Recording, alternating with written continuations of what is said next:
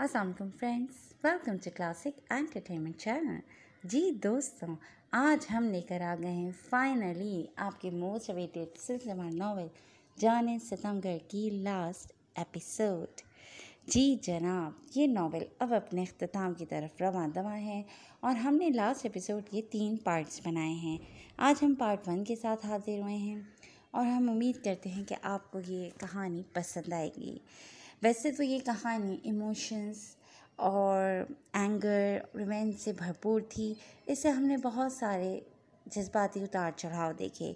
किसी को परीसा और शावेज़ की जोड़ी भाई, किसी को हिबा और सालार की जोड़ी ने रुलाया और किसी को हमदान और महरूसा की जोड़ी ने अपने फरेब में जकड़ लिया। बहरहाल फरवा खालिद के सारे ही किरदार जो उन्होंने तख्लीक किए सबको बहुत पसंद आए हैं।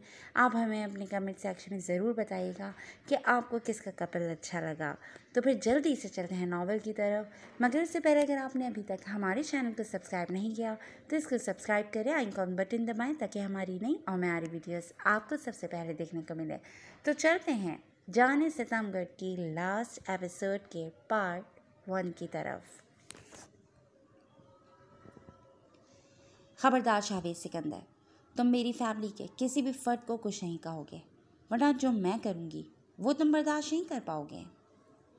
परीसा की आवाज़ शावेज़ के कानों से टकराती उसे पल भर के लिए साकत कर गई थी। वो शहबाज अफंदी को दूर धकेलता परीसा की आवाज़ की सिम पलटा था, जो सीढ़ियों पर सही सलामत खड़ी आँखों में दुनिया जहाँ की नफरत लिए उसे ज़ख्मी निगाहों से देख रही थी। जबकि दूसरी जानिब शावेज़ को उसकी नफ़रत के रंग तो दिखाई ही नहीं दे पाए थे। वो तो बस इस बात पर अपने रब का शुक्र बजा लाया था कि उसकी परीसा बिल्कुल ठीक है। मेरे करीब मत आना शावेज़, वरना मेरे घर वाले तुम्हें ख़त्म कर देंगे। शावेज़ को अपने करीब आता देखकर परीसा चिल्लाई थी। शावेज़ ने मुड़कर अपने पीछे देखा था, जहाँ शहबाज आफंदी, सुफियान आफंदी समेत बाकी सब भी उस पर बंदूकें ताने खड़े थे। ये सब क्या ड्रामा है? शावेज़ चाहता तो अभी एक पल में इन सब लोगों को यहीं मार गिराता और परीसा को खींचकर यहाँ से ले जाता, मगर वो भी जानना चाहता था कि आखिर को उसकी बीवी ने उसके खिलाफ इतनी बड़ी साजिश किस खुशी में की थी। ड्रामा नहीं, हकीकत है। वो हकीकत जो मुझसे छुपाकर तुमने अब तक मुझे बेवकूफ़ बनाया और मैं बनती भी रही। तुमने निहायत ही होशियारी से मेरे गिर्द अपनी मोहब्बत का जाल फेंका, मेरे घर वालों को फंसाने के लिए और सारी दौलत अपने नाम करने के लिए। इन जायदाद के पेपर्स पर ज़बरदस्ती साइन लिए मेरे, और मैं बेवकूफ़ बनी तुम जैसे कातिल और वहशी दरिंदे की एक एक बात सुनती रही। अपने घर वालों तक भी यकीन नहीं किया, जिन्होंने बचपन से लेकर अब तक मुझे खराज तक नहीं आने दी। तुमने मुझे इन लोगों के ख़िलाफ़ इस्तेमाल किया। तुम्हारे पास रिश्ते नहीं हैं, दूसरों के रिश्ते तुम मत छीनो। शुक्र है बाबा मुझे आज यहाँ ले आए, वरना मैं ये कभी जान ही ना पाती कि उस दिन मुझे सच्चाई बताने की वजह से तुमने मेरी मामा को किडनैप करवा लिया था। कहाँ है मेरी मामा? उन्हें अभी और इसी वक्त आज़ाद करो, वरना अब की बार मैं तुम्हें अपने हाथों से ख़त्म करूँगी। भीगती आंखों से बोलती वो शावेज़ के सर पर पिस्टल टांग गई थी। उसके हाथ लरस रहे थे, मगर आंखों की नफ़रत हनूस कायम थी। शावेज़ ने ज़ख्मी निगाहों से उसे देखा था और उसकी जानिब पेशकदमी करती थी।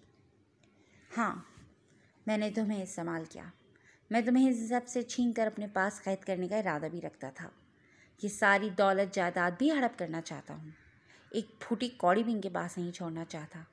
तुम्हारे करीब मैं जब भी आया हूँ, सोची समझी साजिश के तहत ही आया हूँ, मगर मैंने जो किया सरेआम किया है। कभी यूँ पीठ पीछे धोखा नहीं दिया तुम्हें, क्योंकि मुझे सख्त नफ़रत है धोखे से और धोखा देने वाले से। तुमने मुझे धोखा देकर ख़ुद को मेरी निगाहों में गिरा दिया है, जिसके लिए मैं कभी माफ़ नहीं करूँगा तुम्हें। लेकिन मेरी ये बात हमेशा अपने दिमाग में रखना, तुम्हें इस सब के बावजूद रहना तो मेरे साथ ही होगा। शावेज़ बिना खुद पर तने हथियारों की परवाह किए धीरे धीरे अपने कदम परीसा की जानिब बढ़ा रहा था, जबकि उसको करीब आता देखकर परीसा का हाथ लरज़ उठा था और पिस्टल छूटकर ज़मीन बोस हुआ था। शावेज़ की आंखों में उतरता खून देखकर वो अपनी जगह सहम गई थी। उसे तो यही लगा था कि शावेज़ सबके सामने उसे सफाई देकर سب کے سامنے ثابت کر دے گا کہ اس نے ایسا کچھ نہیں کیا۔ مگر شاویز کا یہ انداز اسے ہلا کر رکھ گیا تھا۔ پریسا پھٹی پھٹی آنکھوں سے اسے دیکھ رہی تھی۔ گھر والوں کی جانب سے سچائی سننے کے بعد بھی اسے کہیں نہ کہیں لگ رہا تھا کہ اس کا شاویز اتنا سنگ دل اور بے رحم نہیں ہو سکتا، وہ اسے یوز نہیں کر سکتا۔ غصے میں آ کر وہ یہاں تو آ گئی تھی، لیکن اسے اس بات کا خیال نہیں رہا تھا کہ اس کی اس حرکت پر شاویز کا رد عمل کتنا شدید ہو سکتا ہے۔ پریسا کو ہاتھ مت لگانا شاویز سکندر، یہ ساری گولیاں تمہارے وجود میں اتار دوں گا۔ شاویز پریسا سے 2 سیڑھیوں کے فاصلے پر تھا جب سفیان گن اٹھائے آگے آیا تھا۔ شاویز نے پلٹ کر اس کی جانب دیکھا تھا، جبکہ پریسا شاویز کی غصے سے پھولی نسیں دیکھ کر نفی میں گردن ہلاتی سفیان کو پیچھے ہٹ جانے کا اشارہ کر گئی تھی۔ تو تم مجھے بتاؤ گے کہ شاویز سکندر کو کیا کرنا چاہیے اور کیا نہیں؟ شاویز نے ٹریگر دباتے سفیان کا قصہ ہی ختم کرنا چاہا تھا۔ جب اس کا ارادہ بھاپتے پریسا جلدی سے اس کے قریب آتے اس کی گن کے سامنے آن کھڑی ہوئی تھی۔ نہیں، تم ان میں سے کسی کو بھی کچھ نہیں کہو گے۔ میں نے یہاں بلا کر دھوکہ دیا ہے تمہیں، سزا بھی تم ہی مجھے دو۔ پریسا اس کے آگے ہاتھ جوڑ کر گڑ گڑائی۔ شاویز کے دل میں لگی آگ کو مزید ہوا دے گئی تھی۔ وہ جس لڑکی کی خاطر وہ آہستہ آہستہ خود کو بدل رہا تھا، وہ اسے اب تک سمجھ ہی نہیں پائی تھی۔ شاویز کو زبان سے اظہار کرنا نہیں آتا تھا، لیکن اب تک ہر ملاقات میں اس کا ہر عمل پریسا کے سامنے اس کی محبت کا چیخ چیخ کر گواہ رہا تھا۔ مگر اس لڑکی کو دنیا کے ہر انسان کے ساتھ ہمدردی تھی سوائے اس کے۔ وہ سفیان کو آج جان سے مار دینے کا ارادہ رکھتا تھا، مگر یہاں بھی پریسا نے درمیان میں آتے اسے بچا لیا تھا۔ شاویز پریسا کی کلائی تھام کر اسے اپنی جانب کھینچتا، اس کے بازو کو سختی سے اس کی کمر پر باندھ گیا تھا۔ پریسا کو سب کے سامنے اس سے جارحانہ حرکت کی توقع نہیں تھی۔ وہ سیدھی اس کے چوڑے سینے سے جا ٹکرائی تھی۔ بھائی، آپ نے مہرو کے ساتھ ٹھیک نہیں کیا۔ میں آپ سے اب کبھی بات نہیں کروں گی۔ آپ نے میری بہت اچھی اور پیاری دوست کو چھینا ہے مجھ سے۔ وہ بہت اچھی تھی بھائی، اور آپ سے بہت پیار بھی کرتی تھی۔ آپ نے اس کی زندگی تو اس سے چھینی ہی ہے۔ آپ نے اپنا بھی بہت نقصان کیا ہے۔ اب آپ اپنی ساری زندگی بھی لگا دینا، تب بھی اس جیسی محبت نہیں ڈھونڈ پائیں گے۔ ہمدان ٹوٹا بکھرا سا گھر پہنچا تھا، جہاں سامنے ہی فرح روتی بلکتی کھڑی اس کے ضمیر کو مزید کچوکے لگا گئی تھی۔ اپنے سامنے کسی کو ایک لفظ تک نہ بولنے دینے والا ایس پی ہمدان صدیقی اس وقت گمسم سا کھڑا بس اسے ہی دیکھے گیا تھا۔ اس نے ایک نگاہ ڈرائنگ روم پر ڈالی تھی، جہاں چاروں جانب سوگواریت سی چھائی ہوئی تھی۔ نسرین بیگم کو جب سے مہروسہ کے بارے میں پتہ چلا تھا، وہ اس وقت سے بے ہوش تھیں۔ انہوں نے مہروسہ کو اپنی سکی بیٹیوں سے زیادہ چاہا تھا۔ ہمدان سمیت ان سب نے مہروسہ کے مرنے کی خبر ہی پہنچائی گئی تھی، جس خبر نے صدیقی ولا کے ہر فرد کی روح فنا کر دی تھی۔ مہروسہ کچھ ہی وقت میں ان سب کے دلوں میں اپنی بہت گہری جگہ بنا چکی تھی، بس ایک اسی سنگ دل کا دل نہیں جیت پائی تھی جس کی خاطر اس نے اتنا وقت تکلیف کاٹی تھی، اس کی کٹیلی باتیں اور نفرت بھرے نشتر برداشت کیے تھے، جسے مہروسہ کی روح لہو لہان ہو چکی تھی۔ مگر وہ جاتے جاتے بھی اپنی زبان پر ایک شکوہ تک نہیں لائی تھی ہمدان کے لیے۔ یہی تھی اس دیوانی لڑکی کی ہمدان صدیقی کے لیے محبت، جو مہروسہ کنول کے سوا کوئی نہیں کر سکتا تھا۔ ہمیشہ اس کے قریب ہوتے اس کے وجود کو نظر انداز کرنے والا اس وقت گھر کے ہر کونے میں اسے ہی تلاش کر رہا تھا۔ وہ اسے ہر جگہ دکھائی دے رہی تھی، کہیں اس سے شرماتی، کہیں گھبراتی اور کہیں اس کے قہر برساتے غصے سے خوف کھاتے ہوئے۔ ہمدان صدیقی کو اپنا دماغ معوف ہوتا محسوس ہوا تھا۔ اس کا دل اذیت اور تکلیف سے چور چور تھا۔ کوئی اس وقت اس کے دل سے پوچھتا کہ وہ کتنے درد میں تھا۔ آپ جانتے ہیں ہمدان بھائی، وہ کتنے پیارے دل کی لڑکی تھی۔ آپ اور ساری دنیا والے اسے گینگسٹر اور دنیا کی بری ترین انسان سمجھتے تھے نا؟ مگر میں آپ کو بتاؤں، اس کے جیسی پیاری اور نیک نیت والی لڑکی میں نے آج تک نہیں دیکھی۔ وہ لوگوں کی جانیں لیتی تھی، مگر صرف ان کی جو ظالم اور جابر تھے۔ وہ ان لوگوں کا خاتمہ کرتی تھی جن اونچی شان والوں پر ہاتھ ڈالنے کی اجازت آپ کا محکمہ نہیں دیتا آپ کو۔ اس نے نہ جانے کتنی لڑکیوں کی عزتیں اور زندگیاں بچائی ہیں۔ اس نے آپ سے جھوٹ بولا کیونکہ جانتی تھی آپ اس سے اتنی نفرت کرتے ہیں کہ اس کا نام سنتے ہی اسے اپنی زندگی سے بے دخل کر دیں گے۔ اس نے مجھے کہا تھا کہ میں جانتی ہوں بہت جلد میری زندگی کا سفر ختم ہونے والا ہے، مگر میں جاتے جاتے صرف اتنا چاہتی ہوں کہ ہمدان کی بیوی بن کر رخصت ہوں۔ لیکن مجھے علم ہے ہمدان مجھے طلاق دے دیں گے۔ وہ مجھ جیسی لڑکی کو اپنی بیوی کی صورت کبھی قبول نہیں کریں گے۔ میں اتنی بری اور ناپاک ہوں ان کی نظر میں، مگر میں قسم کھا کر کہتی ہوں میں نے اتنے سال شاہ سر اور میر سر کے ساتھ گزارے ہیں، مگر ہمیشہ انہوں نے مجھے سگی بہنوں سے بڑھ کر چاہا ہے۔ میرے سر کے ایک بال تک پر ہمدان کے سوا کسی مرد کی نگاہ نہیں پڑی۔ میں کبھی کسی مرد کو اپنی زندگی میں شامل نہیں کرنا چاہتی تھی، مگر ہمدان کو دیکھ کر مجھ جیسی احساس سے آری اور بے رنگ زندگی گزارنے والی بدل گئی۔ میں ہمیشہ سے جانتی تھی جو کام میں کر رہی ہوں پہلے کبھی مرنے سے ڈر نہیں لگا، مگر جب سے ہمدان میری زندگی میں شامل ہوئے ہیں مجھے موت سے ڈر لگنے لگا ہے۔ میں اب اتنی جلدی مرنا نہیں چاہتی، میں جینا چاہتی ہوں۔ ہمدان کا ہاتھ تھام کر ان کے سینے سے لگ کر اپنی زندگی گزارنا چاہتی ہوں۔ لیکن میں جانتی ہوں بہت بدقسمت ہوں، آج تک دل کی کوئی بھی مراد کبھی بر نہیں آئی، اور یہ تو میں پھر اس سے بھی بہت بڑا مانگ رہی ہوں۔ یہ کیسے پورا ہو سکتا ہے؟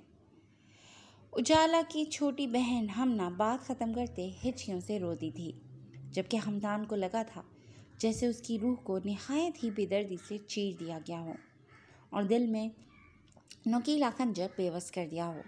جس کی اذیت ناک تکلیف سے بلبلا اٹھنے کے بعد بھی وہ کچھ نہیں کر پا رہا تھا۔ ہمدان وہاں مزید ایک سیکنڈ میں نہیں رک پایا تھا۔ اپنے روم میں داخل ہوتے اس نے روم کا دروازہ اتنی زور سے بند کیا تھا کہ گھر کے در و دیوار لرز اٹھے تھے۔ تم مجھے یوں چھوڑ کر نہیں جا سکتی، نہیں، تمہیں کچھ نہیں ہو سکتا، تم پر تم سے بھی زیادہ میرا حق تھا، پھر تم اپنی مرضی سے خود کو مجھ سے دور کیسے لے جا سکتی ہو؟ میں جانتا ہوں تم سمیت ہر انسان یہی سمجھ رہا ہے کہ میں نے جان لی ہے تمہاری۔ میں کسی کو وضاحت نہیں دوں گا، صرف تمہیں دوں گا۔ پلیز ایک بار میرے سامنے آ جاؤ، واپس آ جاؤ۔ میں تمہیں بتانا چاہتا ہوں کہ کتنی محبت ہے مجھے تم سے، نفرت کرتا تھا تم سے، مگر تم نے کیسے میری نفرت کو اپنی محبت میں بدلا میں سمجھ ہی نہیں پایا۔ مجھے اپنا اسیر بنا کر مجھ سے دور کیسے جا سکتی ہو تم تو دیوانی تھی نا میری ذرا سی تکلیف پر ساری رات جاگ کر گزار دیتی تھی۔ پھر اب کیوں نہیں آ رہی میرے پاس؟ دیکھ نہیں رہی میں کتنی اذیت میں ہوں؟ ہمدان نے ڈریسنگ ٹیبل کے شیشے پر مکہ جڑتے ہاتھ کو پوری طرح سے لہو لہان کر دیا تھا۔ چھناکے کی آواز کے ساتھ وہ شیشہ کئی ٹکڑوں میں بٹ گیا تھا۔ اس کے بعد بھی وہ رکا نہیں تھا۔ ایک کے بعد دوسری شے کو اٹھا کر پھینکتے وہ خود کو بری طرح سے زخمی کر رہا تھا، مگر اسے ہوش ہی نہیں تھا۔ ہذیانی انداز میں محروسہ کو پکارتا آج پہلی بار ہمدان صدیقی اتنی قابل رحم حالت میں لگا تھا۔ وہ خود کو بیرونی چوٹیں پہنچا کر اپنے اندر کی اذیت کم کرنا چاہتا تھا، لیکن دل کی تکلیف تو کم ہونے کا نام ہی نہیں لے رہی تھی۔ اسے اپنا وہ ایک ستم یاد آیا تھا جو سنگ دلی اور ظلم کی انتہا کرتے اس نے اپنی محبت میں دیوانی اس معصوم لڑکی پر ڈھائے تھے۔ کیوں کیا میں نے وہ سب؟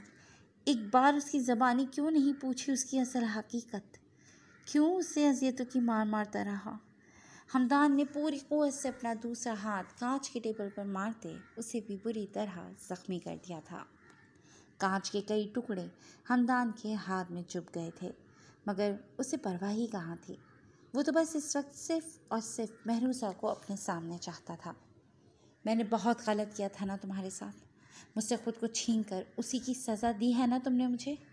میں نہیں برداشت کر سکتا یہ دردناک سزا، نہیں جی پاؤں گا تمہارے بغیر۔ پلیز واپس لوٹ آؤ، پلیز۔ میں بہت محبت کرتا ہوں تم سے، مجھے اپنا عادی بنا کر تم یوں منہ نہیں موڑ سکتی مجھ سے۔ محروسہ کنور، تم اپنے ایس پی کی رگ رگ میں خون بند کر دوڑنے لگی ہو، میرے دل کی دھڑکن بن کر دھڑکنے لگی ہو، تو تم اتنی آسانی سے مجھے چھوڑ کر کیسے جا سکتی ہو؟ ہمدان بیڈ پر سر کے بل چت گرتا چھت کو گھورتے ہوئے بولا تھا۔ جب اس کی نظر تکیے کے قریب پڑے مہروزہ کے بلیک کلر کے دوپٹے پر پڑی تھی، جس کے کناروں پر سیاہ نگوں کی کناری بنائی گئی تھی، ہمدان والہانہ چاہت سے اس دوپٹے کو اپنے چہرے پر رکھتا اس کی خوشبو اپنی سانسوں میں اترتی محسوس کرنے لگا تھا۔ تم کہتی تھی میں بہت ضدی ہوں، اب میری یہی ضد تمہیں میرے پاس لائے گی، تمہیں واپس اپنے ایس پی کے پاس لوٹنا ہی ہوگا۔ ہمدان اس کے دوپٹے پر لب رکھتا اسے سینے سے لگا گیا تھا۔ اگر مہروزہ اپنے ایس پی کی اپنے لیے یہ دیوانگی دیکھ لیتی تو شاید اپنے حواس قائم نہ رکھ پاتی۔ تمہیں تو جو سزا میں دوں گا تم آئندہ کبھی بھی مجھ سے دور جانے سے پہلے 1000 بار سوچو گی۔ میں تمہیں بتاؤں گا کہ شاہویز سکندر کو دھوکہ دینے کی سزا کتنی دردناک ہوتی ہے۔ شاہویز خون آشام نگاہوں سے اسے دیکھتا بولتا، پریسا کے ساتھ ساتھ وہاں موجود ہر شخص کا خون خشک کر گیا تھا۔ ان سب کے ہاتھوں میں گنز تھیں، مگر بہت کوشش کے بعد بھی کسی سے ایک گولی بھی نہیں چل پائی تھی۔ مجھے سفیان افندی کو مارتے دیکھ کر تم اس کی جان بچانے میرے سامنے آن کھڑی ہوئی ہو، اور وہ 7 کے قریب لوگ مجھے مارنے کے ارادے سے مجھ پر گن تانے کھڑے ہیں، اور تم انہی میں شریک ہو کر ان کی 8ویں ساتھی بنی ہوئی ہو، جو یہ بات ثابت کر رہی ہے کہ تمہارے لیے کس کی کتنی اہمیت ہے۔ آج تک بہت لوگوں نے دھوکہ دیا ہے مجھے، مگر کسی کے دھوکے سے اتنی تکلیف نہیں ہوئی جتنی تم نے آج دی ہے۔ تمہارا یہ دھوکہ کبھی نہیں بھول پاؤں گا۔ شاہویز کا چہرہ اس کے بے پناہ قریب تھا۔ پریسا کا دل اس کی بے اعتباری کو دیکھ کر لرز اٹھا تھا۔ اس کی وحشتناک آنکھیں اور کنپٹی کی ابھری رگیں بتا رہی تھیں کہ اس وقت وہ کیسے خود پر کنٹرول کیے ہوئے ہے۔ تم ایک بات نہیں جانتی، اور نہ تمہارے یہ گھر والے، ان کے پاس موجود ہتھیاروں میں بلٹس نہیں ہیں۔ بلٹس صرف تمہاری گن میں تھیں۔ میں مرتا تو صرف تمہاری مارے جانے والی گولی سے۔ یہی میری دردناک سزا ہوتی تم سے محبت کرنے کی، اس لڑکی سے محبت کرنے کی سزا جو میری محبت ڈیزرو ہی نہیں کرتی۔ شاہویز زہر خنسر لہجے میں بولتا، پریسا کی ہستی فنا کر گیا تھا۔ سفیان پریسا کو شاہویز کی باہوں میں دیکھ کر پیچ و تاب کھانے کے سوا کچھ نہیں کر پایا تھا، اور پریسا شوق کی کیفیت میں اسے دیکھ رہی تھی، جس نے اس سے اپنی محبت کا اظہار کیا بھی تھا، تو کس ٹائم پر۔ اسی لمحے باہر پولیس کی گاڑی کا سائرن بجا تھا۔ پریسا نے گھبرا کر شاہویز کی جانب دیکھا تھا۔ اسے یہی لگا تھا کہ پولیس شاہویز کو گرفتار کر لے گی، اور قانون کی نظر میں وہ جتنا بڑا مجرم تھا، اس کی سزا پھانسی کے سوا کوئی نہیں ہونے والی تھی۔ وہیں پولیس کو اندر آتا دیکھ کر افندی مینشن کا ہر فرد خوش تھا۔ ان کی جان شاہویز سکندر نامی افریت سے چھوٹنے والی تھی، مگر سب لوگ حیران تو اس وقت ہوئے تھے جب پولیس انسپکٹر شاہویز کے پاس جانے کے بجائے سیدھے شہباز افندی کی جانب بڑھے تھے۔ پریسا کو خود سے دور کرتا شاہویز سیڑھیوں سے نیچے اترا تھا۔ Mister Shahbaz Afandi, you are under arrest. Shahbaz Afandi, Shaukat Afandi اور سفیان کے سامنے ہتھکڑیاں لہراتے وہ لوگ وہاں موجود تمام افراد کو ساکت کر گئے تھے۔ پریسا نے الجھی نگاہوں سے شاہویز کی جانب دیکھا تھا، جو بڑے ہی ریلیکس موڈ میں ایک جانب صوفے پر اپنے مخصوص انداز میں ٹانگ پر ٹانگ چڑھائے بیٹھا سگریٹ سلگا گیا تھا۔ یہ آپ کیا کہہ رہے ہیں انسپکٹر صاحب؟ میں اس ملک کا بہت ہی معزز شہری ہوں اور ایک بہت نامور بزنس مین ہوں۔ آپ کس جرم میں مجھے اور میرے بیٹے کو اریسٹ کر سکتے ہیں؟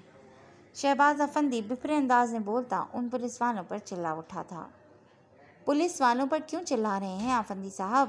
مجھ سے پوچھیں، میں بتاتا ہوں۔ میرے باپ کی کمپنی میں فراڈ کر کے ان کی ساری جائیداد دھوکے سے اپنے نام لگوائی تم نے۔ یہ تھا تم لوگوں کا پہلا جرم۔ میری فیملی کو دھوکے سے بلا کر انہیں زندہ جلا کر مار دینا تھا تم لوگوں کا دوسرا جرم۔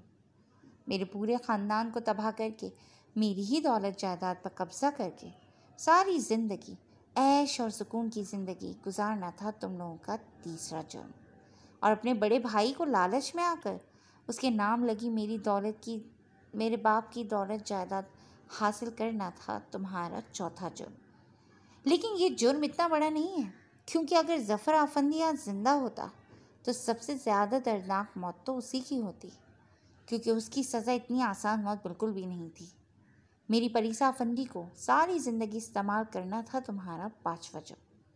یہ جانتے ہوئے بھی کہ تمہارے دوست نما دشمنوں سے اس کی جان کو خطرہ ہے، اسے سیکیورٹی نہ دے کر ہر بار اسے ان لوگوں کے آگے مرنے کے لیے چھوڑنا، یہ ہے تمہارا چھٹا اور تمہارا آخری جرم، جس کی سزا تم اب ساری زندگی بھگتو گے۔ میری بیوی کا فیصل بخشی کے آگے سودا کرنے کا جرم، تمہیں کیا لگا تھا مجھے مار کر میری بیوی کو ان حرام خور کتوں کے آگے ڈال کر تم لوگ واپس سے اپنی عیش کی زندگی کی جانب لوٹ جاؤ گے؟ میں وہ درندہ ہوں جسے ختم کرنا اتنا آسان نہیں ہے۔ میں آگ ہوں جو ہر پل خود بھی جلتا ہوں اور اپنے دشمنوں کو بھی اس بھٹی میں جلاتا ہوں۔ شاویز سکندر جلا ہوا سگریٹ نیچے پھینک کر اپنے پیر سے مسلتا اپنی جگہ سے اٹھ کھڑا ہوا تھا، جبکہ اس کے بولے جانے والے الفاظ کے بعد پورے آفندی منشن میں سکوت چھا گیا تھا۔ پریسا کو لگا تھا وہ اب کبھی اپنی جگہ سے ہل بھی نہیں پائی گی۔ جن لوگوں کو اس نے اپنا سب کچھ مانا تھا وہ اسے پہلے دن سے صرف استعمال کر رہے تھے۔ اس نے اپنی پوری زندگی اپنے ماں باپ کے قاتلوں میں رہ کر گزاری تھی، اور اس کے بابا جن کے بارے میں ہمیشہ سوچ کر اسے فخر محسوس ہوتا تھا، آج ان کی اصلیت جان کر پریسا کا سر شرم سے جھک گیا تھا۔ پولیس والوں کے پیچھے پیچھے اب میڈیا کے افراد بھی بڑی تعداد میں داخل ہوتے شہباز افندی اور ان کی فیملی کے ہر فرد کو کیپچر کر رہے تھے۔ وہ سب شرمندگی سے منہ چھپا رہے تھے، مگر کیمرے کی پڑتی فلیش لائٹس ان کے سیاہ کار چہرے پوری دنیا کے سامنے لانے میں کامیاب ہو رہے تھے۔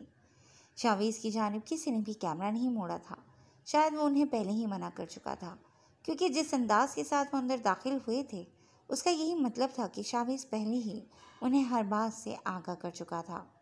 شاویز نے پلٹ کر سیڑھیوں کی ریلنگ تھام کر بمشکل خود کو سہارا دینے کی کوشش میں ہلکان ہوتی پریسا کو دیکھا تھا، جو بھیگے چہرے کے ساتھ اس وقت بہت بری کنڈیشن میں تھی۔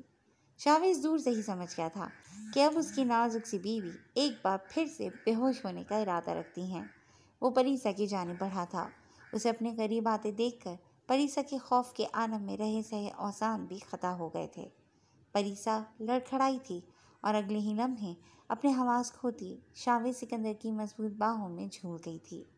آنکھیں موندے بھی اس کے چہرے پر خوف کے تاثرات تھے، جن پر ایک سرد نگاہ ڈالتا وہ نہایت ہی احتیاط سے اسے باہوں میں اٹھائے وہاں سے نکل گیا تھا۔ میر، مہرو کیسی ہے؟ ڈاکٹر نے کچھ بتایا؟ اسے ہوش آیا کہ نہیں؟ شاویز حازم کے قریب آتا ایک ہی سانس میں نہ جانے کتنے سوال پوچھ گیا تھا، مگر حازم کے چہرے پر چھائی نا امیدی شاویز کی تکلیف میں مزید اضافہ کر گئی تھی۔ ہماری مہرو بہت اسٹرانگ ہے شاہ، اسے کچھ نہیں ہوگا، وہ ہم پر جان دیتی ہے، ہمیں ناراض چھوڑ کر کبھی نہیں جائے گی۔ وہ جانتی ہے بلیک اسٹارز اس کے بغیر ادھورے ہیں، اس نے آج تک کبھی ہماری کوئی بات نہیں ٹالی، نہ کبھی اس کا کوئی عمل تکلیف کا باعث بنا ہے ہمارے لیے، تو بھلا کیسے ہو سکتا ہے؟ حازم کو اپنی محروسہ پر پورا یقین تھا، اور شاویز بھی اسی یقین کے ساتھ پلر کے ساتھ لگ کر کھڑا ہوتا آنکھیں موند گیا تھا، جب کچھ لمحوں بعد ڈاکٹرز آئی سی یو کا دروازہ کھولتے باہر نکلے تھے۔ شاویز اور حازم فوراً ان کے قریب گئے تھے، ان کے دل خوف سے سکڑ گئے تھے، وہ محروسہ کے حوالے سے کوئی بھی بری خبر سننے کا حوصلہ نہیں کر پا رہے تھے۔ ڈاکٹر صاحب، ہماری مہرو ٹھیک ہے نا؟ شاویز اپنی مٹھیاں جکڑے بے چینی سے بولا تھا۔ پلیز ڈاکٹر صاحب جلدی بولیں۔ حازم کو ڈاکٹر کی خاموشی خوف زدہ کر رہی تھی۔ ڈاکٹر نے ایک نظر ان دونوں پر ڈالی تھی اور اگلے ہی لمحے دھیرے سے مسکرا دیے تھے۔ جس لڑکی کے پاس آپ جیسے پیار کرنے والے لوگ ہوں اسے بھلا کیسے کچھ ہو سکتا ہے؟ بروقت ہاسپٹل لے آنے اور آپ کی دعاؤں نے مہرو میم کو بچا لیا ہے۔ وہ کافی اسٹرانگ ول پاور کی مالک ہیں، جس کا آج ان کی اس ریکوری میں بہت بڑا ہاتھ تھا۔ انہیں 3 گولیاں لگی تھیں اور خون بھی کافی بہا ہے۔ آپریشن سے پہلے ان کے بچنے کے چانسز صرف 10% تھے، لیکن میرا رب ہے نا جو بڑے سے بڑے موزے کرنے پر قدرت رکھتا ہے، اس نے آپ کی مہرو واپس آپ لوگوں کو سونپ دی۔ ڈاکٹر سے ہونٹوں سے نکلنے والے الفاظ ان دونوں میں جیسے زندگی کی نئی روح پھونک گئے تھے۔ میں نے کہا تھا نا مہرو ہمیں ناراض کر کے کہیں نہیں جائے گی۔ حازم اور شاویز ایک دوسرے سے بغل گیر ہوتے بے پناہ خوش تھے۔ وہ جانتے تھے آنے والے وقت میں ان کے سروں پر کتنے بڑے خطرے کا سایہ منڈلا رہا ہے، مگر اب انہیں کسی کی پرواہ نہیں تھی۔ ان کی تیسری پارٹنر لوٹ آئی تھی۔ وہ تینوں ایک ساتھ اتنے اسٹرانگ تھے کہ آج تک بڑی بڑی مصیبت اور سازش ان کا کچھ نہیں بگاڑ پائی تھی اور نہ اب بگاڑ سکتی تھی۔ بہت شکریہ ڈاکٹر صاحب، بے شک یہ آپ کی ڈیوٹی ہے، مگر ہماری محروسہ کی زندگی بچا کر آپ نے ہمیں اپنا مقبوض بنا لیا ہے۔ آپ جب چاہیں جو چاہے مانگ سکتے ہیں ہم سے۔ شاویز نے ڈاکٹر شفیق سے مصافحہ کرتے ان کا شکریہ ادا کیا تھا۔ آپ کی وجہ سے ہی میں اس قابل بنا ہوں شاہ سر، آپ پلیز شکریہ ادا کر کے مجھے شرمندہ نہ کریں۔ ہم آپ کی ساری زندگی کے لیے احسان مند ہیں، اور چاہے جیسی بھی سچویشن ہو، بلیک اسٹارز کے ہمیشہ ساتھ کھڑے ہیں ہم سب۔ ڈاکٹر شفیق عقیدت بھرے لہجے میں بولتے ان دونوں کو لاجواب کرتے تھے۔ کیا ہم محروسہ سے مل سکتے ہیں؟ حازم بے چینی سے بولا تھا۔ جب تک محروسہ کو اپنی آنکھوں کے سامنے نہ دیکھ لیتے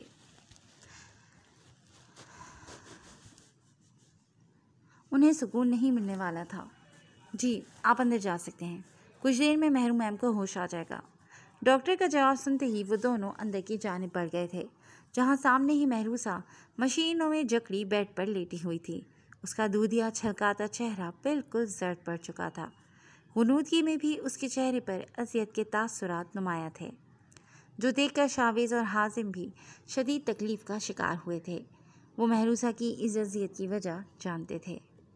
یہ محبت کتنا خوار کرتی ہے نا انسان کو، رئیس سے فقیر بنا کر رکھ دیتی ہے، جس میں ساری زندگی انسان محبت کی بھیک مانگتے اپنی زندگی بھکاریوں سے بھی بدتر کر دیتا ہے، مگر آخر میں ملتا کیا ہے؟ اذیت، درد، تکلیف اور اکیلا پن۔ حازم کے لہجے سے اس کی دلی کیفیت کا اندازہ بآسانی لگایا جا سکتا تھا۔ شاویز نے نگاہیں گھما کر اس کی جانب دیکھا تھا۔ اسے سگریٹ کی شدید طلب میں ہو رہی تھی، مگر محروسہ کے خیال سے وہ خود پر ضبط کیے کھڑا رہا تھا۔ محبت کے نام پر اس کے زخم بھی ادھیڑ گئے تھے۔ اپنے دل کو ہی پتھر کر لو، اس اذیت سے بچ جاؤ گے۔ شاویز نے لاپرواہ بنتے اسے مفید مشورے سے نوازا تھا۔ تم کر پائے ہو اپنے دل کو پتھر؟ حازم کو جنید سے ساری خبر مل چکی تھی، جو پریسا نے شاویز کے ساتھ کیا تھا، اور جواباً شاویز جو اس کے خاندان والوں کے ساتھ کر کے آیا تھا۔ شاویز نے ان سے اپنا سب کچھ چھین لیا تھا۔ آفندی مینشن کے تمام افراد سڑک پر آ چکے تھے، جبکہ شہباز آفندی، شوکت آفندی اور سفیان آفندی کو اس نے جیل میں ڈلوا دیا تھا۔ ان کے پورے خاندان کی اذیت جان کر لوگ انہیں گالیاں دے رہے تھے، ان پر تھوک رہے تھے، جنہوں نے سکندر شاہ جیسے معزز انسان کا خاندان برباد کر دیا تھا۔ شاویز کے بابا کے پرانے دوست اس سے ملنے کے خواہاں تھے، مگر شاویز ابھی کسی سے بھی نہیں ملنا چاہتا تھا۔ اس کا ارادہ پہلے شہباز آفندی اور شوکت آفندی کو دردناک سزا دلوانے کا تھا۔ وہ جانتا تھا کہ بہت جلد شہباز آفندی کے ساتھ ملے سیاسی لوگ اسے جیل سے باہر نکلوا لیں گے، اسی لیے اس نے اس خبر کو چھاننے کے لیے میڈیا کو بلوایا تھا، اور اب بہت جلد اس کا ارادہ ان لوگوں کو جیل سے نکلوا لینے کا تھا۔ دنیا والوں کے سامنے یہی جانا تھا کہ وہ لوگ جیڑ توڑ کر خود بھاگے ہیں، جبکہ شاویز انہیں اپنی قید میں رکھ کر اپنی طرح کی سزا دینا چاہتا تھا، جس کے خیال سے لوگ خودکشی کرنا زیادہ پسند کرتے تھے۔ میرا دل شروع سے پتھر ہی ہے امیر۔ شاویز کی سرد آواز پر حازم اس کے قریب آیا تھا۔ تمہیں دھوکے باز لوگوں سے نفرت ہے، لیکن سچ تو یہ ہے کہ اس وقت تم خود کو سب سے زیادہ دھوکہ دے رہے ہو۔ تم کیوں نہیں مان لیتے کہ تمہارا دل صرف اور صرف پریسا آفندی کے لیے دھڑکتا ہے؟ کوئی ایک دن ایسا نہیں رہا جس میں تم نے اسے پریسا آفندی نہیں بلکہ ظفر آفندی کی بیٹی مان کر نفرت سے ٹریٹ کیا ہو۔ اگر تم واقعی اس لڑکی سے نفرت کرتے ہوتے تو کبھی اس کی جان نہ بچاتے، کبھی اس کے محافظ نہ بنتے۔ تم شدید محبت کرتے ہو پریسا آفندی سے، مان جاؤ اس بات کو۔ حازم نے اپنے سب سے زیادہ انا پرست دوست کو اس کی محبت کا احساس دلایا تھا۔ اس نے دھوکہ دیا ہے مجھے۔ شاویز نے اپنی جلتی آنکھیں اٹھا کر اس کی جانب دیکھا تھا۔ اس میں بھی تمہاری غلطی ہے۔ اگر تم اسے حقیقت سے آگاہ کر دیتے، اس کے بعد وہ تمہیں دھوکہ دیتی، پھر اسے دھوکے باز کہہ سکتے تھے تم، لیکن یہاں تم اس کے برابر کے قصوروار ہو۔ حازم ہی تھا جو شاویز کو آئینہ دکھا سکتا تھا۔ اس سے پہلے کہ شاویز کچھ بولتا، محروسہ کو ہوش میں آتے دیکھ کر وہ دونوں اس کے قریب آئے تھے۔ محرو، حازم نے اسے پکارا تھا۔ سر۔ محرو نے جیسے ہی آنکھیں کھولیں ان دونوں کو اپنے سامنے دیکھ کر وہ دھیرے سے مسکرا دی تھی۔ اس کی مسکراہٹ میں بھی اذیت کی جھلک نمایاں تھی۔ میں ٹھیک ہوں سر، باقی سب ٹھیک ہے؟ مہروزہ کو بستر پر پڑے بھی اپنے لوگوں کی ٹینشن تھی۔ سب بالکل ٹھیک ہے مہرو، اور شدت سے تمہارے صحت یاب ہونے کے منتظر ہیں۔ پچھلے 24 گھنٹوں میں تم نے ہم سب کو جس اذیت کی سولی پر لٹکائے رکھا ہے ہم بتا نہیں سکتے۔ کتنی تکلیف میں رہا ہے گینگ کا ہر بندہ۔ حازم بول رہا تھا جبکہ شاہویز مہروزہ کی آنکھوں میں پنپتا سوال پڑ رہا تھا جو وہ ان دونوں سے پوچھنے میں جھجک رہی تھی، جبکہ شاہویز کو اس لڑکی کی محبت نے جیسے جھنجھوڑ کر رکھ دیا تھا۔ ایس پی ہمدان بالکل ٹھیک ہے مہرو، ہم میں سے کسی نے تمہاری قسم میں جکڑے ہونے کی وجہ سے اسے خراش تک نہیں پہنچائی۔ شاہویز کی بات پر مہروزہ نے تشکر آمیز نگاہوں سے ان دونوں کی جانب دیکھا تھا۔ اسے بس اسی بات کا ڈر تھا کہ کہیں غصے میں آ کر ان میں سے کسی نے ہمدان کو نقصان نہ پہنچایا ہو۔ مہرو، مجھے سچ سچ بتانا، تم پر گولی ہمدان نے چلائی ہے؟ حازم کی بات پر مہروزہ کو وہ منظر یاد آیا تھا جب ہمدان نے اس کی جانب بندوق تانی تھی۔ اس سے آگے اسے کچھ بھی یاد نہیں تھا، لیکن جتنی نفرت ہمدان اس سے کرتا تھا وہ اس بات پر آرام سے یقین کر گئی تھی کہ اس پر گولی ہمدان نے ہی چلائی ہے۔ میں نہیں جانتی، میں نے جب آنکھیں کھولی تو وہی میرے سامنے گن اٹھائے ہوئے تھے، ان کے علاوہ وہاں کوئی نہیں تھا۔ لیکن پلیز آپ لوگ ہمدان کو کچھ نہیں کہیں گے، میں انہیں اسی لمحے معاف کر گئی تھی۔ آپ لوگ بھی بھول جائیں اس بات کو، میں بھی بھول جانا چاہتی ہوں کہ کبھی ہمدان صدیقی نامی کوئی انسان میری زندگی میں آیا تھا۔ یہ الفاظ ادا کرتے مہروزہ کو اپنی روح جسم سے نکلتی محسوس ہوئی تھی۔ کئی آنسو اس کی آنکھوں سے ٹوٹ کر اس کے تکیے میں جذب ہوئے تھے۔ محبت سے دستبردار ہونا اتنا آسان ہے؟ شاہویز نے سوال کیا تھا، جس کے جواب میں مہروزہ پھیکا سا مسکراتی تھی۔ یک طرفہ محبت میں یہی سب سے آسان حل ہے۔ مہروزہ کی سانسیں پھولنے لگی تھیں۔ مہرو ریلیکس، شاہویز نے اس کے منہ پر آکسیجن ماسک لگاتے پریشانی سے کہا تھا۔ مہرو کی حالت اس وقت ایسی نہیں تھی کہ وہ ذرا سی بھی ٹینشن لیتی، مگر اس وقت ایک شخص کی چاہت میں خود کو ریلیکس نہیں رکھ سکتی تھی۔ اسے یہ احساس ہی کھائے جا رہا تھا کہ اب وہ ساری زندگی اس جدائی کی اذیت کیسے کاٹے گی، لیکن وہ خود سے اس بات کا عہد بھی کر چکی تھی کہ اب کبھی پلٹ کر ہمدان کو اپنی صورت تک نہیں دکھائے گی۔ سر، ہمارے 10 کے قریب آدمی پولیس والوں نے اریسٹ کرنے ہیں، جن میں اقراء انم اور باقی بھی تمام اہم لوگ شامل ہیں، اور سننے میں یہی آ رہا ہے کہ یہ سب ایس پی ہبا کی کارستانی ہے۔ یہ لوگ ابھی تک پولیس اسٹیشن میں ہی ہیں، جس کے باہر سخت سیکیورٹی تعینات ہے۔ اگر ہم میں سے کوئی بھی اندر گیا تو وہاں سے نکل نہیں پائے گا، اور ابھی تازہ ترین خبر کے مطابق ایس پی ہبا ان سب کو کسی خفیہ ٹھکانے پر منتقل کرنے کی تیاری کر رہی ہیں۔ جنید کی بات پر اب کی بار حازم کے حواس جھنجھنا اٹھے تھے۔ ان کے دشمنوں نے ایک ساتھ ان پر حملہ کر کے انہیں کمزور کرنا چاہا تھا، مگر وہ یہ نہیں جانتے تھے کہ بلیک اسٹارز آج تک ہمیشہ چوٹیں لگنے کے بعد پہلے سے بھی زیادہ طاقتور ہو کر سامنے آئے تھے۔ انہیں توڑ پانا یا گرا پانا اتنا آسان نہیں تھا۔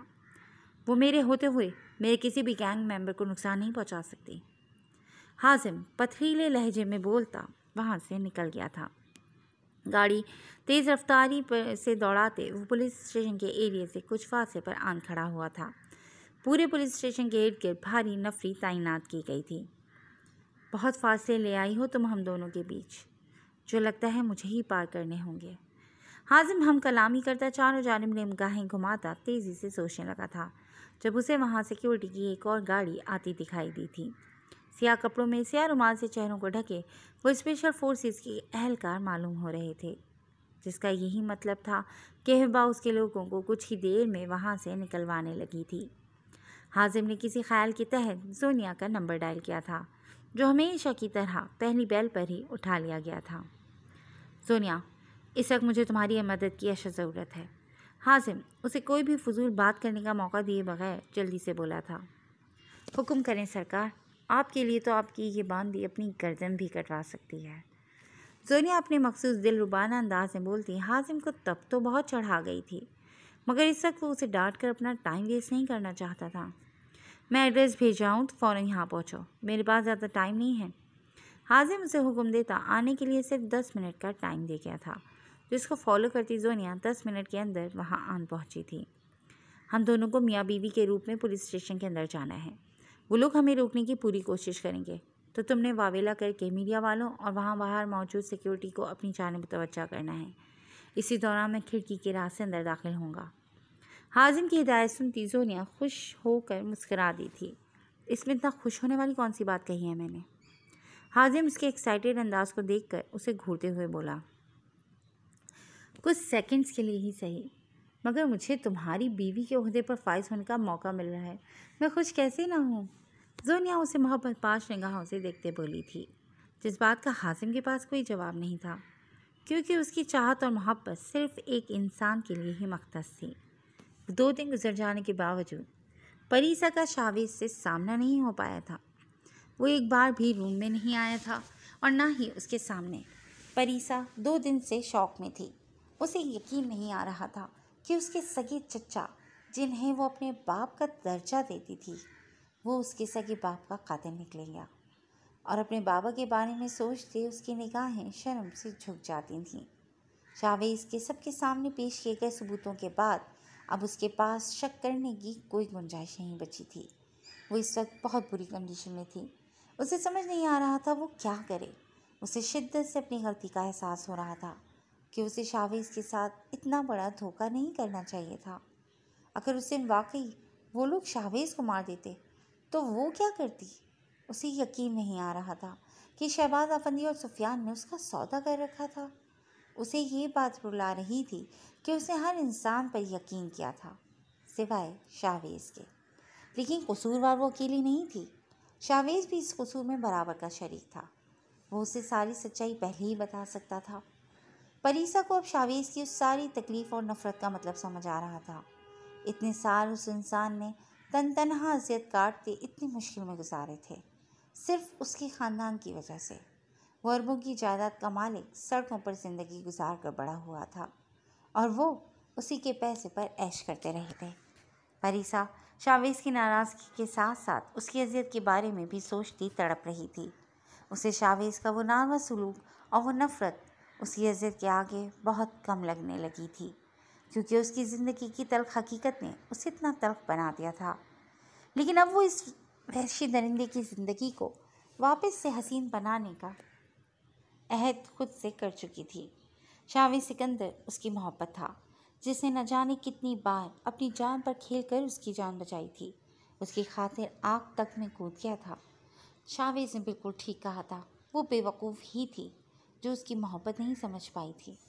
وہ اپنے ہر عمل سے اس کے سامنے اپنی دیوانگی کا اظہار کرتا آیا تھا، مگر وہ پاگل سمجھ ہی نہیں پائی تھی۔ وہ آخری لمحے تک اس بات پر ہی ڈاؤٹ فل تھی کہ شاویز اس سے محبت نہیں کرتا، اسی لیے وہ ان سب کی باتوں میں آ گئی تھی۔ مگر شاویز نے اس دن اس کے سب گھر والوں کے سامنے اپنی محبت کا اظہار کرتے اس کا یہ ڈاؤٹ بھی کلیئر کر دیا تھا۔ لوگ خوشگوار ماحول میں انتہائی رومانوی انداز میں اپنی محبت کا اظہار کرتے تھے، جبکہ شاویز سکندر نے یہ کام بھی سب سے منفرد کرتے بندوقوں کی چھاؤں کے نیچے کھڑے ہوتے انتہائی غصے بھرے انداز میں اپنی محبت کا اظہار کیا تھا۔ لیکن پریسا کے لیے تو وہ اقرار ہی بہت زیادہ اہمیت کا حامل تھا۔ شاویز کی تکلیف کا سوچ کر اس کا دل درد سے بھر جاتا تھا۔ وہ کتنی اذیت میں تھا اور وہ اتنی شدید محبت ہونے کے باوجود اس کا درد نہیں سمجھ پائی تھی۔ لیکن اب اس کی زندگی کا ہر مقصد اس کے سامنے کلیئر ہو چکا تھا۔ اس کی زندگی کا مرکز اب شاویز سکندر ہی تھا۔ پریسا کی آج صبح یاسمین بیگم سے بات ہوئی تھی، جنہوں نے اس دن اس کے سامنے بولے جانے والے جھوٹ کی معافی مانگتے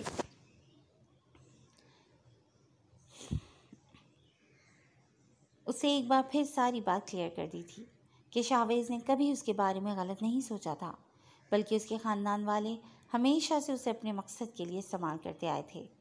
پریسا ان کے منہ سے سارا سچ جاننے کے بعد بھی مزید شرمندہ ہوئی تھی۔ یاسمین بیگم کی زبانی ہی اسے پتہ چلا تھا کہ انہیں شاویز نے اغوا نہیں کیا تھا، بلکہ شہباز آفندی نے ہی انہیں نگاہوں سے اجھل کیا تھا۔ یہ سن کر تو پریسا کو اپنی بے وقوفی پر جی بھر کر غصہ آیا تھا۔ میں جانتی ہوں بہت جلد میں تمہیں منا لوں گی شاویز سکندر، تم اتنے وحشی بالکل بھی نہیں ہو جتنا تم خود کو سب کے سامنے پورٹری کرتے ہو۔ تم پوری دنیا کو اپنے خوف کے زیر اثر رکھنا چاہتے ہو۔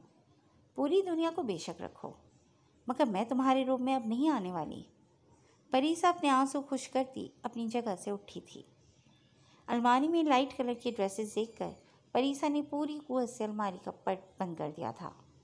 یہ ہلکے رنگ کے کپڑے ایسے جمع کر رکھے ہیں جیسے میں نئی نویلی دلہن نہیں، کوئی 70-80 سال کی بوڑھی ہوں جو یہ پہنوں گی۔ خیر اب تو بوڑھیاں بھی ایسے کلرز نہیں پہنتی۔ پریسا خود سے ہی ہم کلام ہوتی باہر کی جانب بڑھی تھی۔ اقرا اسے کہیں دکھائی نہیں دی تھی جب اسے جنید تیز قدموں سے گیٹ کی جانب جاتا دکھائی دیا تھا۔ بات سنو جنید۔ پریسا کو اچانک سے اس کا نام یاد آیا تھا، جبکہ پریسا کی پکار پر جنید کے قدم وہیں تھم گئے تھے۔ جی میم، آپ نے بلایا مجھے؟ جنید چہرہ جھکائے انتہائی مودبانہ انداز میں گویا ہوا تھا۔ مجھے یہ سب چاہیے، خود جاؤ یا کسی کو بھیجو، مگر مجھے یہ سب 1 گھنٹے میں چاہیے۔ پریسا نے شاوی سکندر کی بیوی ہونے کا روک جماتے اسی کے انداز میں جنید کو حکم دیا تھا، جسے سنتے جنید گھبرا گیا تھا۔ اگر اسے 10 بندوں کو ایک جگہ پر ہی اڑانے کا حکم ملتا تو وہ 1 سیکنڈ کی بھی دیری نہ لگاتا، مگر شاپنگ جیسا مشکل ترین کام تو اس نے آج تک نہیں کیا تھا۔ میم میں وہ ہڑبڑاہٹ میں کچھ بول ہی نہیں پایا تھا۔ کیا تمہیں شاپنگ کرنی نہیں آتی؟ یا تمہارے باس نے خود سمیت تم سب کو بھی بس گولیاں چلانا ہی سکھایا ہے؟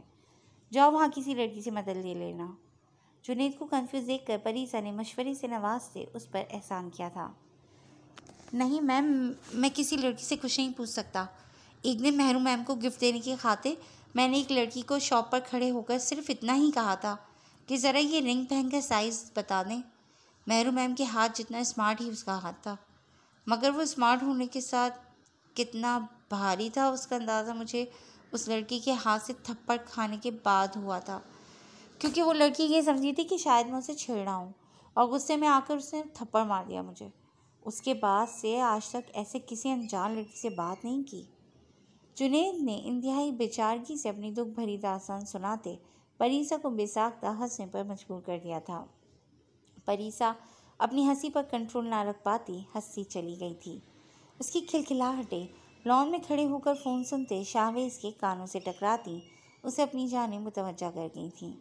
شاہویز نے فون کان سے ہٹاتے اس کی جانب دیکھا تھا اور پھر جیسے واپس پلٹنا بھول چکا تھا۔ وہ ہنس ہنس کر لال ہوتی بے پناہ حسین لگ رہی تھی۔ اس کے چہرے کا بھول پن اور معصومیت دیکھنے والے کو اپنے سحر میں جکڑنے کے لیے کافی تھی۔ شاوی سکندر بھی خود کو اس سحر سے نہیں بچا پایا تھا جب نگاہوں کی تپش پر اچانک پریسا کی ہنسی کو بریک لگی تھی۔ اس نے پلٹ کر شاویز کی سمت دیکھا جو سیاہ ٹراؤزر اور بنیان میں ملبوس مبہوت سا اسے ہی تکیے جا رہا تھا۔ پریسا اس کو یوں اچانک سامنے دیکھ کر گڑبڑائی تھی۔ اس کا دل اچھل کر حلق میں آن اٹکا تھا۔ جنید یہاں آؤ۔ شاویز کی سرد آواز پر جنید فوراً الرٹ ہوتا شاویز کی جانب بڑھ گیا تھا جو وہاں سے ہٹ گیا تھا۔ اکڑو کہیں کا، آرام سے بھی تو بلا سکتا تھا نا؟ پریسا اس کا یہ اکڑ بھرا انداز ملاحظہ کرتی منہ بسوڑتے بولی تھی۔ حازم کے بنائے گئے پلان کے مطابق زونیا اور حازم دونوں پولیس اسٹیشن کے دروازے تک جا پہنچے تھے، جہاں ہبا کی لگائی گئی سیکیورٹی نے انہیں آگے بڑھنے سے روک دیا تھا۔ حازم اس بات سے پہلے ہی واقف تھا۔ اس کے اشارہ کرتے ہی زونیا نے اپنا ایکشن سٹارٹ کر دیا تھا۔ وہ اپنی پھٹی سیاہ شال کا پلو اٹھا کر منہ پر رکھتی اونچی اونچی آواز میں رونا شروع ہو چکی تھی اور وہاں کھڑے ایک اہلکار کا گریبان سختی سے تھام لیا تھا۔ کیوں کیا میرے ساتھ ایسا؟ جب ساتھ نبھانا ہی نہیں تھا تو محبت کے سبب کیوں دکھائے مجھے؟ میں بتا دوں گی دنیا والوں کو، میری موت کے ذمہ دار تم ہوگے۔ دینے جا رہی ہوں میں اپنی جان۔ زونیا اس شخص کو بنا کچھ سمجھنے کا موقع دیے بغیر اس کے کندھے پر سر رکھتی زاروں قطار رونا شروع ہو چکی تھی۔ وہ شخص بیچارہ گھبرا گیا تھا۔ سب لوگ اس اچانک بنتے ڈرامے پر حیران ہو کر اس کی جانب متوجہ ہوئے تھے۔ یہی وہ لمحہ تھا جس کا فائدہ اٹھاتے حازم سب کی نگاہوں سے بچتا اندر کی جانب بھاگ گیا تھا۔ بنا چیکنگ کے وہ اندر داخل ہونے میں کامیاب ہو چکا تھا۔ سامنے سے آفس میں اسے بہت سارے پولیس اہلکار آتے جاتے دکھائی دیے تھے۔ ہبا ان میں کہیں نہیں تھی، نہ اسے اپنے لوگ کہیں دکھ رہے تھے۔ حازم ایک جانب بینچ پر بیٹھا چاروں جانب نگاہیں دوڑاتا ماحول کا پوری طرح سے جائزہ لینے لگا تھا۔ جب اسی لمحے اسے فون کان سے لگائے ہیبا ایک جانب سے آتی دکھائی دی تھی۔ فل یونیفارم میں ملبوس، سر کو سیاہ حجاب سے کور کیے، وہ پوری طرح الرٹ تھی۔ وہ جس تیزی سے قدم اٹھاتی دوسری جانب بڑھ رہی تھی، حازم سمجھ چکا تھا کہ اس کے لوگوں کو وہیں رکھا گیا تھا۔ وہ فوراً ہیبا کے پیچھے گیا تھا۔ ہیبا جس آفس میں داخل ہوئی تھی، حازم بھی پیچھے وہیں داخل ہوا تھا، مگر وہ آفس بالکل خالی تھا۔ ہیبا آفس کے بیچ میں پہنچتی ایک دم رکی تھی۔ حازم ابھی دروازے میں ہی تھا۔ میں جانتی تھی تم ضرور آؤ گے۔ ہیبا بنا پلٹے بھی جان گئی تھی کہ حازم اس کے پیچھے اندر آ چکا ہے۔ اس کی بات پر حازم حیران رہ گیا تھا۔ ہیبا پلٹی تھی۔ کیا ہوا حازم سالار؟ تم مجھے سرپرائز دینا چاہتے تھے نا؟ دیکھو میں نے تمہیں سرپرائز کر دیا۔ کیسا لگا میرا سرپرائز ڈیئر ہسبینڈ؟ دلہا دلہن ایک دوسرے کو شادی کی پہلی رات محبت بھرے تحفے دے کر زندگی بھر ایک دوسرے کا ساتھ نبھانے کا وعدہ کرتے ہیں، مگر ہم دونوں کی زندگی ہمیشہ سب سے مختلف رہی ہے نا۔ حجلہ عروسی کی بجائے رخصتی کے بعد ہماری پہلی ملاقات پولیس اسٹیشن میں ہو رہی ہے۔ ہیبا حازم کو اپنی جانب بڑھتا دیکھ کر اپنی جگہ سے 1 انچ بھی نہیں ہلی تھی۔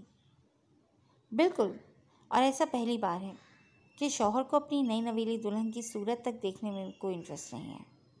میرے لوگوں کو آزاد کر دو، ورنہ تمہارا یہ پولیس اسٹیشن اڑانے میں زیادہ ٹائم نہیں لگے گا مجھے۔ حازم مٹھیاں بھیجے غصے سے دھاڑا تھا۔ آہستہ بولے مسٹر حازم سالار، یہ آپ کا بلیک ہاؤس نہیں ہے، میرا پولیس اسٹیشن ہے، جہاں آپ کی دہشت نہیں چلے گی۔ ہیبا اس کے چلانے پر اسے تنبیہی نگاہوں سے گھورتے بولی تھی۔ حازم نے نگاہیں اٹھا کر اس کی جانب دیکھا تھا۔ سیاہ حجاب میں اس کی دودھیا رنگت دمک رہی تھی۔ گلابی غصے کی وجہ سے کپ کپاتے ہونٹ اور براؤن آنکھوں میں سچی گھنیری پلکیں غصے کی شدت سے لرزتی حازم سالار کو جیسے اپنے حسن کے تعویذ میں جکڑنے لگی تھیں۔ وہ دونوں ہی ایک دوسرے سے سخت خفا تھے اور شدید غصے میں بھی، مگر یہ بھی بہت بڑی حقیقت تھی کہ ان دونوں کے بیچ کی بے پناہ محبت 1% بھی کم نہیں ہو پائی تھی۔ دونوں کے دل آج بھی ایک دوسرے کے لیے دھڑک رہے تھے، بس ایک غلط فہمی نے ان دونوں کو فاصلے پر جا کھڑا کیا تھا۔ تڑپ ابھی بھی ایک دوسرے کے لیے ہنوز تھی۔ تم پولیس اسٹیشن میں بھی میری بیوی ہو اور بلیک ہاؤس میں بھی۔ حازم اس کی جانب بڑھا تھا۔ اپنی لمٹس میں رہیں۔ ہیبا اسے کڑے تیوروں سے قریب آتے دیکھ کر باز رکھتے بولی تھی۔ یہ آپ کا پولیس اسٹیشن ہے، آپ بتا دیں مجھے میری لمٹس کیا ہیں؟ حازم اس کے نہایت قریب آتے بولا تھا۔ ہیبا پیچھے ہوتی ٹیبل سے جا ٹکرائی تھی۔ اسے دور رہو حازم سالار، مجھے اس وقت شدید نفرت محسوس ہو رہی ہے تم سے۔ ہیبا اس کو اپنے اوپر جھکتا دیکھ کر ٹیبل پر بالکل ڈھہ گئی تھی۔ اس نے حازم کے سینے پر دونوں ہتھیلیوں کا دباؤ ڈالتے اسے پیچھے دھکیلا تھا۔ جب حازم اس کی دونوں کلائیاں اپنی گرفت میں لیتا، انہیں ٹیبل پر ٹکاتا اس کے چہرے کی جانب جھکا تھا۔ تمہیں مجھ سے مسئلہ ہے تو مجھے نقصان پہنچاؤ، میرے لوگوں نے تمہارا کچھ نہیں بگاڑا، انہیں آزاد کر دو۔ حازم اس کے چہرے پر اپنی سانسیں چھوڑتا ہیبا کی سانسیں منتشر کر گیا تھا۔ وہ مسلسل اپنے ہاتھ آزاد کروانے کی کوشش کر رہی تھی، جس کے جواب میں حازم اس کے دونوں ہاتھ اس کی کمر پر باندھتا اسے اپنے قریب کھینچ گیا تھا۔ میں تو بھول ہی گیا تھا، 2 دن پہلے رخصتی ہوئی ہے نا ہماری، تمہیں تمہاری منہ دکھائے گا گفٹ تو دیا ہی نہیں میں نے۔ حازم اس کے اسکارف کی پن کھول چکا تھا۔ ہیبا اس کے اچانک بدلتے اس انداز پر بوکھلا گئی تھی۔ اسے سیریس سچویشن میں حازم سے سب کی امید بالکل بھی نہیں تھی۔ اس کے گال خفت و حیا کے مارے دہک اٹھے تھے، چاہے درمیان میں کتنے بھی اختلاف سہی، مگر اس کا دل صرف اور صرف حازم سالار کے لیے ہی دھڑکتا تھا، جس کی ذرا سی قربت اس کو ہمیشہ ایسے ہی پگھلا کر رکھ دیتی تھی۔ بڑے بڑے دشمنوں کو ایک اکیلی مار گرانے والی حازم کے سامنے خود کو آزاد تک نہیں کروا پائی تھی۔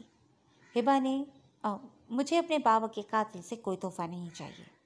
ہیبا نے اسے وہ بات یاد دلانی چاہی تھی جس کی وجہ سے وہ اس سے دور ہوئی تھی۔ ہیبا نے پراپر انویسٹیگیشن کروائی تھی، جس کے بعد حازم کا کہا سچ نکلا تھا۔ حازم نے ہی اس کے بابا کو مارا تھا۔ یہ سچائی سن کر ہیبا اندر سے ٹوٹ گئی تھی، مگر ابھی بھی اس کی جانب وضاحت کی امید رکھتی تھی۔ اس کا دل ابھی بھی اس سے یہی کہہ رہا تھا کہ اصل حقیقت کچھ اور ہے۔ مگر میں اپنی بیوی کو اس کی خوبصورتی کی شایع نشان ایک تحفہ دینا چاہتا ہوں۔ تم اس رات میری دلہن بنی بہت حسین لگ رہی تھی، ہتھیاروں سے نہ صحیح مگر اپنے قاتلانہ حسن سے تم مجھ بیچارے کو قتل کرنا چاہتی ہو، اسی لیے میں اس رات نہیں آیا تمہارے پاس۔ حازم اس کی تھوڑی کو چھوتا اس کی دھڑکنیں بڑھا گیا تھا۔ ہبا نے گھبرا کر اس کی جانب دیکھا تھا۔ اس کی بڑی بڑی حسین آنکھیں حازم سالار کو اپنا دیوانہ بنا رہی تھیں۔ ہبا اس سے اپنے ہاتھ چھڑوا پانے میں ہلکان ہوتی اس کے لمس پر جی جان سے لرز اٹھی تھی۔ تم یہاں اپنے آدمیوں کو چھڑوانے آئے تھے حازم سالار، تم اپنے مقصد سے بھٹک رہے ہو۔ ہبا اب کی بار اسے جھکتے دیکھ کر چلا اٹھی تھی، جبکہ اس کی لرزتی آواز پر حازم اپنا کہکا نہیں روک پایا تھا۔ اس کے چھٹ پھاڑ کہکے پر ہبا نے اسے آنکھیں دکھائی تھیں۔ یہ شخص اسے سسپینڈ کروا کر ہی سکون سے بیٹھنے والا تھا۔ اگر باہر کھڑے گارڈز کسی گڑبڑ کا سوچتے اندر آ جاتے تو اپنی سگ گیر ایس پی صاحبہ کو اپنے شوہر کے آگے یوں بھیگی بلی بنے دیکھ کر وہ ضرور اپنے حواس کھو بیٹھتے۔ ہبا اپنے محکمے کی سگ گیر آفیسرز میں سے ایک تھی۔ نہ جانے اپنے سے نیچے کتنے لوگوں کو ان کی نااہلی یا رشوت لینے کے جرم میں سسپینڈ کر چکی تھی، اسی لیے سب اس سے بہت ڈرتے تھے۔ مگر ان میں سے کوئی بھی یہ نہیں جانتا تھا کہ ان کے ہٹلر ایس پی کی بولتی ان کی جان ستم کر کے آگے بند ہو جایا کرتی تھی، جیسے اس وقت ہوئی تھی۔ تم ایک پولیس آفیسر کے آفس میں داخل ہو کر اسے ہراساں کر رہے ہو، یہ کوئی چھوٹا جرم نہیں ہے۔ ہبا اس کی جانب دیکھتے اسے وارن کرتے بولی، ایسی کی تیسی تمہارے قانونوں کی، میں باہر تمہاری جمع کی گئی ساری مخلوق کے سامنے تمہیں اٹھا کر لے جانے کا حوصلہ رکھتا ہوں، میرا کوئی کچھ نہیں بگاڑ پائے گا۔ حازم گھمبیر بھاری لہجے میں بولتا ہبا کی ریڑھ کی ہڈی میں سنسنی دوڑا گیا تھا۔ جی فرینڈز، آج کے لیے بس اتنا ہی۔ کیسا لگا آپ کو جان ستم کی لاسٹ ایپیسوڈ کا پارٹ 1؟ اور کیا آپ جاننا چاہتے ہیں کہ اس کا انجام کیا ہونے والا ہے؟ تو اپنے کمنٹ سیکشن میں ہمیں ضرور بتائیں کہ آپ کیا سمجھتے ہیں کہ فروہ خالد اس کا اینڈ کیا کرنے والی ہیں۔ تو جناب نیکسٹ ایپیسوڈ تک کے لیے اجازت دیجیے، اپنا خیال رکھیں، ٹیک کیئر اینڈ اللہ حافظ۔ عہد